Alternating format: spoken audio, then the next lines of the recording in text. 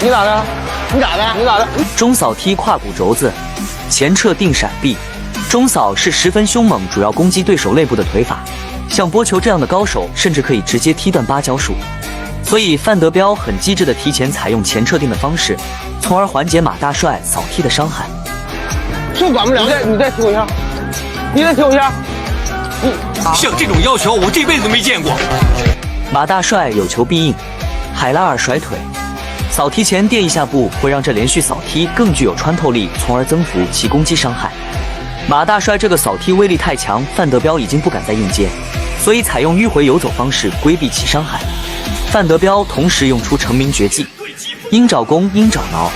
此招的要领是以迅雷不及掩耳盗铃，铃儿响叮当之势偷袭对手面门，从气势上压迫对手，无战而屈人之兵。一手在前，一手在后，前手多用于试探和攻击对手，后手则多用于防御，以护住咽喉和下巴。结合范德彪彪哥灵活的走位，就能可进可退，从而达到攻防一体的效果。范德彪十分昆智，始终保持一个身位的距离，马大帅无法近身。同时凌坤移动，用出街头最强定律，整不过抄家伙。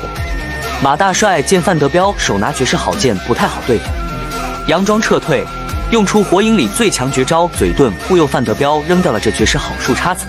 范德彪面对马大帅的拉扯，直接用出佳木斯大拐，擒手脖子。范德彪面对马大帅的近身缠斗，只能边后撤边回击，防止被马大帅拉入地面。薅脖领子，马大帅和范德彪拉扯间拼起了力气，马大帅不断扭身想对范德彪用铁岭大别子。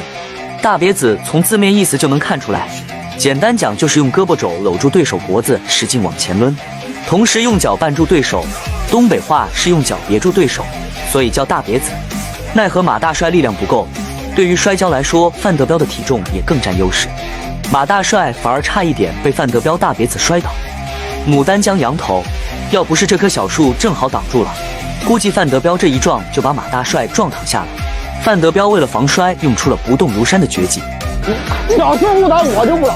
这招在格斗比赛里就类似是抓围绳防抱摔，是犯规动作，但也确实是有效果的。范德彪被马大帅拉开小树后，又用出其招牌动作鹰爪挠，薅后脖领子。没有小树不倒我不倒的庇护，范德彪再次被马大帅拿住齐齐哈尔大杯。范德彪则借助体型和力量的优势，用出穿裆靠摔。穿裆靠摔，身体下潜的同时将手穿过对方裆下，同时带动全身向背后仰翻倒地。辽北第一狠人范德彪这突如其来的一摔，直接将铁岭拳王马大帅压在马路牙子上，无法动弹。